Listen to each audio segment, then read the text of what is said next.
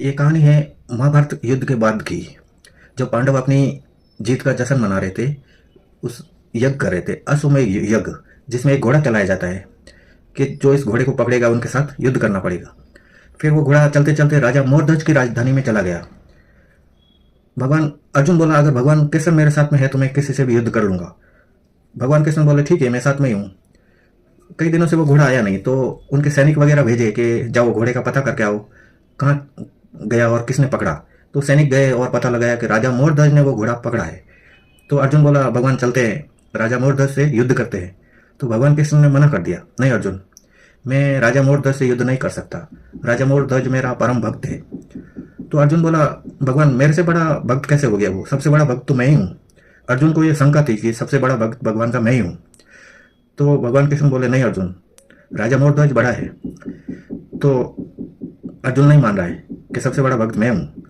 तो अर्जुन को समझाने के लिए भगवान कृष्ण साधु बने, अर्जुन को अपना चेला बनाया, और भगवान शंकर एक बुढ़ा शेर का रूप बनाया। फिर राजा मोरध्वज के नगरी के बाहर जाके बैठ गए। राजा मोरध्वज का एक नियम था, पहले साधु संतों को भोजन करवाना, उसके बाद दोनों पति पत्नी भोजन करते थे। तो संयोग क्या हुआ कि कई दिनों से कोई साधु उनको मिला ही नहीं, वो भूखे ही थे। तो किसी ने बोला कि राजन, अपने गांव के बाहर कोई साधु आए हुए हैं, लेकिन उनको बुलाए कैसे? उनके पास में एक शेर है, हमको तो डर लगता है। तो राजा और रानी दोनों गए उनको बुलाने के लिए कि महाराज हमारे उधर भोजन करो, हम कई दिनों से भूखे हैं। फिर वो साधु बने हुए भगवान कृष्ण बोले कि सबसे पहले ये हमारा शेर भोजन करेगा, लेकिन ये साधुओं का शेर है, खुद शिकार नहीं करता, इसको शिकार देना पड़ता है। फिर राजा बोले, ठीक है महाराज, जो आप कहोगे। और दोनों चले गए भगवान राजा मोरध्वज की राजमहल में। फिर राजा मोरध्वज ने पूछा कि आपके शेर को क्या पसंद है? क्या मैं पसंद हूँ? मुझे खा लो। तो वो साधु बोले, नहीं, हमारा शेर बुढ़ा है, दांत कमजोर है इसके, और तू एक जवान आदमी है, नहीं खा पाएगा। तो आपके सिंह को बोलो मेरी रानी को खा ले। तो भगवान बने हुए वो साधु जो, उन्होंने मना कर दिया, नहीं, ये साधुओं का सिंह है, नारी का शिकार नहीं करता, तो आपके शेर को क्या खिलाऊं? मेरा जो राजकुमार है वो चलेगा? तो साधु बोले, हाँ ये चलेगा, अपने हाथों से काट के खिला लो।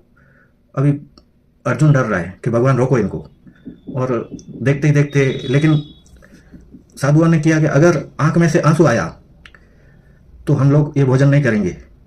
तो उनके सामने अपने बच्चे को काट रहे वो। तो अर्जुन मना कर रहा है, भगवान रोको, अनर्थ हो जाएगा।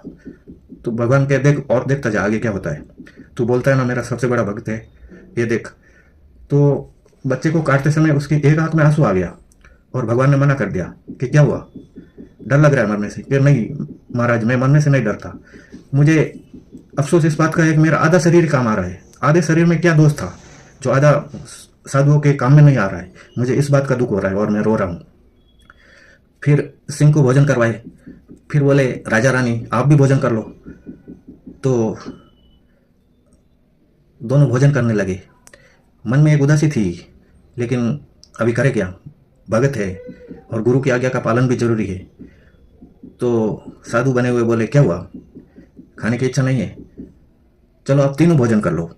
कि महाराज तीनों कौन, हम दो ही तो है। कि अपने राजकुमार को बुलाओ। अभी बुलाए कैसे? राजकुमार को तो अपने हाथों से काट दिया।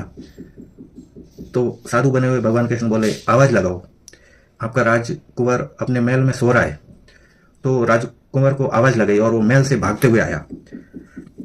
फिर अर्जुन को समझ में आया कि सबसे बड़ा भक्त तो ये राजा मोरध्वज है, मैं तो इनके सामने कुछ भी नहीं हूं।